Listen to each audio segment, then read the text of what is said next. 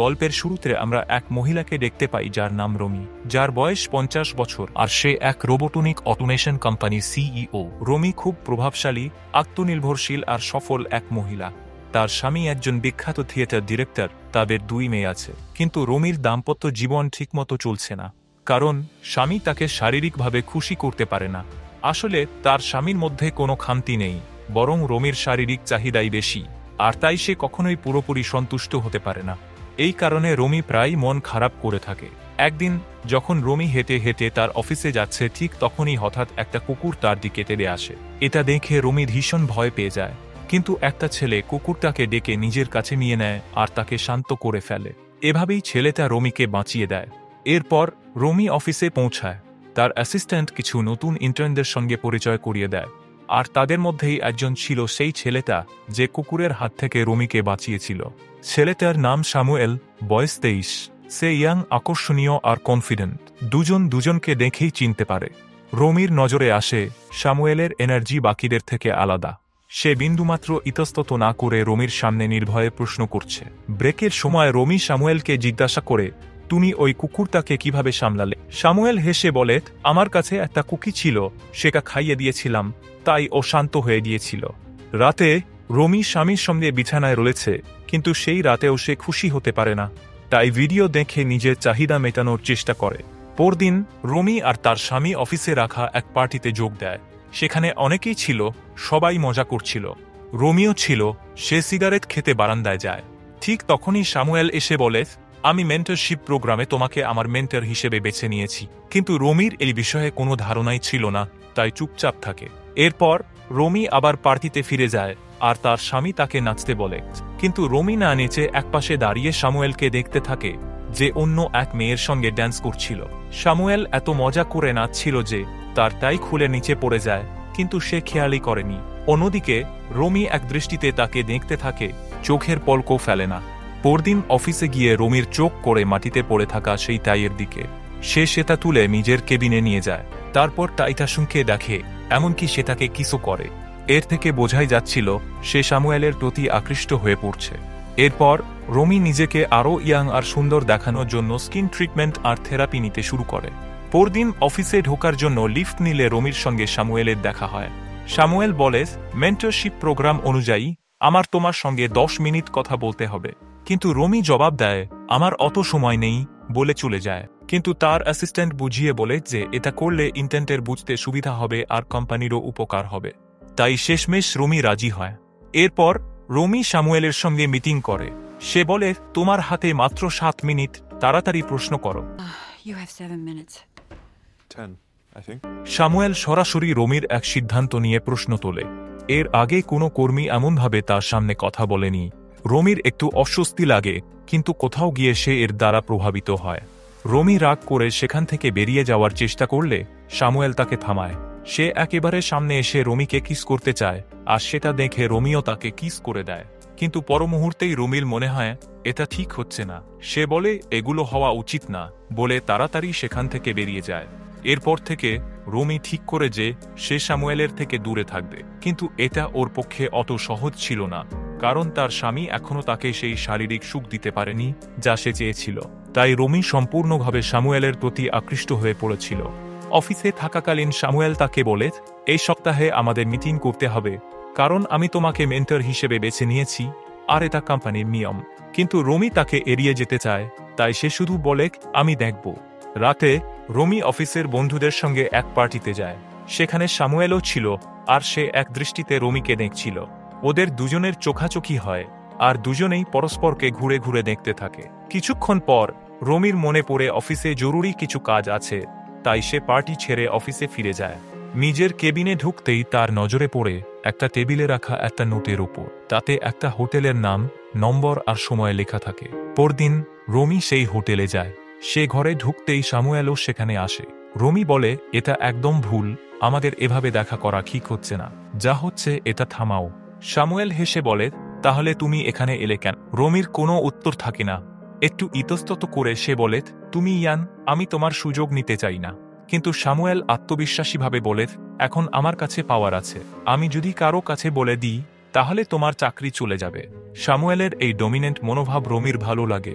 এরপর সামুয়েল তাকে জিজ্ঞাসা করে, তুমি কখনো কাউকে নিজের ওপর পুরোপুরি কন্ট্রোল নিতে দিয়েছ?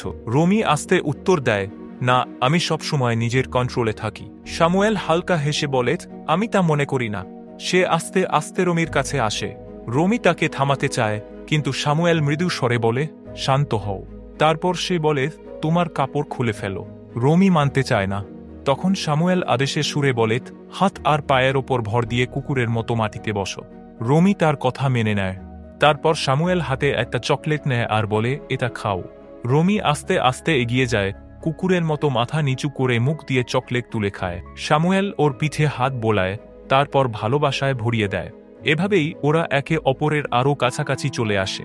রমি প্রথমবারের মতো সম্পূর্ণভাবে তৃপ্তি অনুভব করে আর একদম আনন্দে ভরে যায়। এই জায়গা থেকেই তাদের নতুন সম্পর্ক শুরু হয়, একটা এমন সম্পর্ক যা প্রবল আকর্ষণ আর ক্ষমতার ভারসাম্যের ওপর দাঁড়িয়েছিল। রমির সেই শারীরিক চাহিদাগুলো যা তার স্বামী মেটাতে পারেনি, এখন সামুয়েল মেটাচ্ছিল।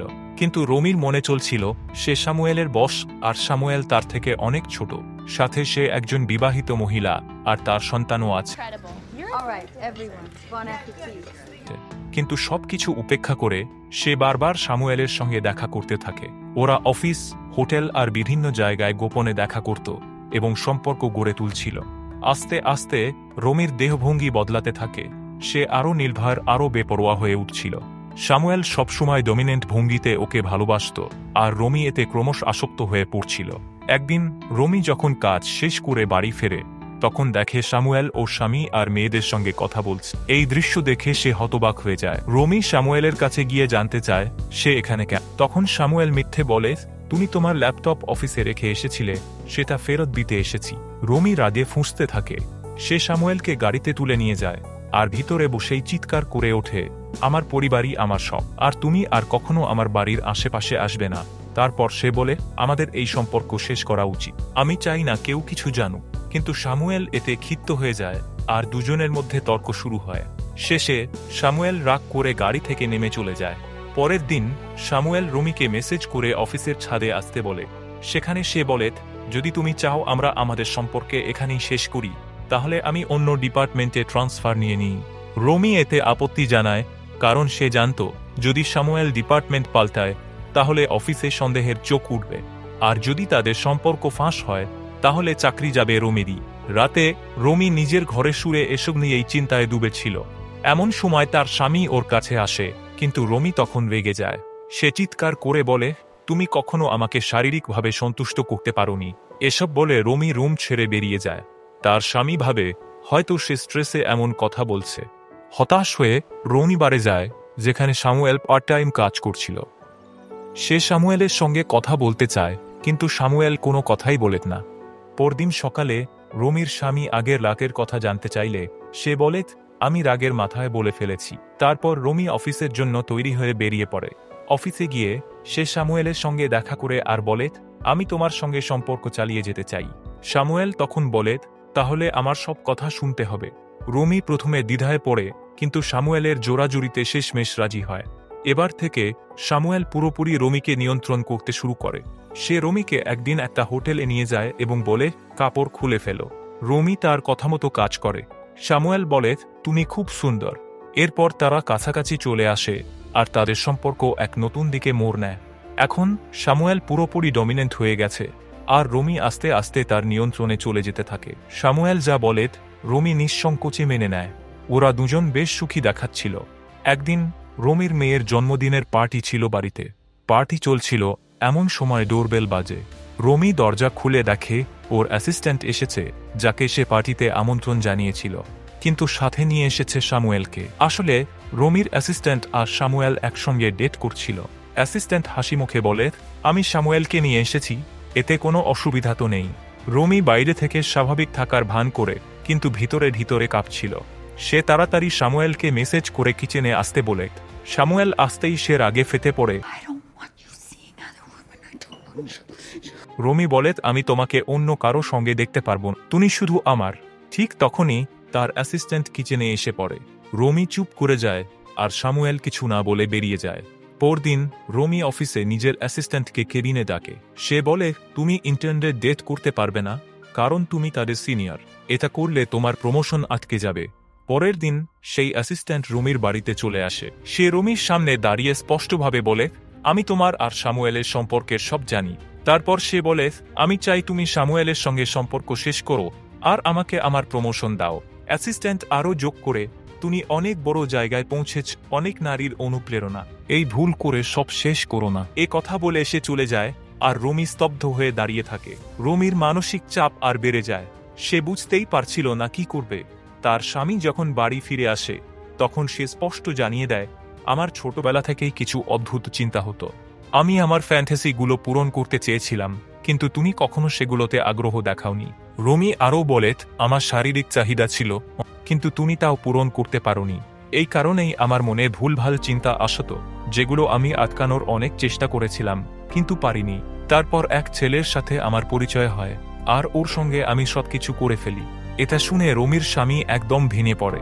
সে জিজ্ঞেস করে, আমি কি তাকে চিনি? রুমি মিথ্যা বলে, না, সে এক অচেনা মানুষ ছিল। আমরা শুধু একবারই দেখা করেছিলাম আর তখনই কাছাকাছি চলে এসেছিলাম। তারপর রুমি যুক্তি দেয়, আমারও তো শারীরিক প্রয়োজন ছিল। সব শুনে রুমির স্বামী প্রচণ্ড রেগে যায়। রুমি তাকে বোঝানোর চেষ্টা করে, আমি তোমাকেই ভালোবাসি, কিন্তু তার স্বামী চিৎকার করে বলে, তুমি আমাকে ঠকিয়েছ, একবারও আমাদের সন্তানের কথা ভাবনি। সে রুমিকে বাড়ি থেকে বেরিয়ে যেতে বলে। রুমি কাঁদতে কাঁদতে বাড়ি ছেড়ে অন্য একটা বাড়িতে থাকতে শুরু করে। রাতে রুমি দেখে সুইমিং পুলে সামুয়েল সাঁতার কাটছে। সে কাছে গিয়ে বলে, তুমি এখান থেকে চলে যাও।